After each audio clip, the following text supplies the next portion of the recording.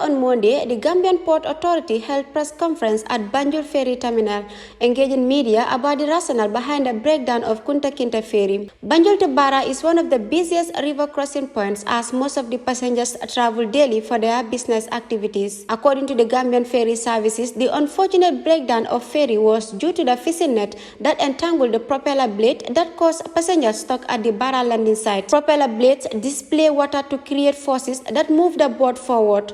Speaking to the press, the General Manager of Gambia Ferry Services, Lamin Jawara, explained the scenario of the incident. Let me just go straight to the yesterday's event, because that is the burning issue right now.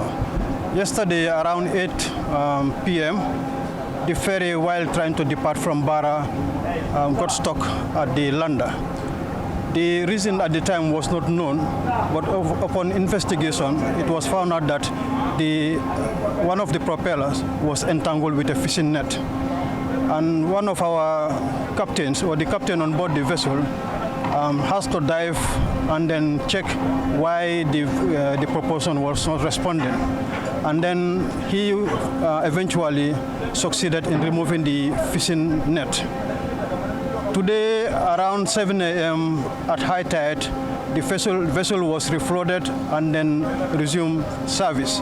So those that spent the night at Barra were eventually ferried to Banjul. Jawara said the incident was something beyond their control, saying the captain and his crew were unaware of the propeller being entangled with the fishing net. He added that they have engaged stakeholders to have a dialogue with the fishermen to discuss the burning issue in order to avoid such incidents in future. Usman Jabate is the managing director of Gambia Ports Authority, also elaborated on the situation. Unfortunate incident which we regret, but the plans are to stabilize all the three ferries so that they can continue to provide an improved and more reliable service. Apart from the contamination in the environment in terms of the fishing net, there is also siltation at Barra. In 2018, we had contracted the services of international dredging firms, but the nature of Barra towards the approaches is rocky. The type of dredger that was mobilized could not approach the shores there to do the necessary dredging, because the dredging equipment are minimum 4 meters, and the end at Barra is 1.7 meters. So even the GPA own dredger, which is the SAMU, is 3.5 meters, so it cannot approach the lander where the dredging will be more effective. Mr. Jobata explained plans for the port in order to redress the situation for convenient sea crossing. Right now, what we are doing as a GPA is we have launched a tender to get the international dredging companies to come, but this time with the right type of equipment, which is going to be like a flat bottom, a pontoon type, which has the dredge pump and the necessary equipment so that it can approach the lander and suck the sand that is needed to be dredged, and we can have the required depth. Anywhere above 2 meters should be enough to have the ferries to be able to navigate and dock safely at Barra.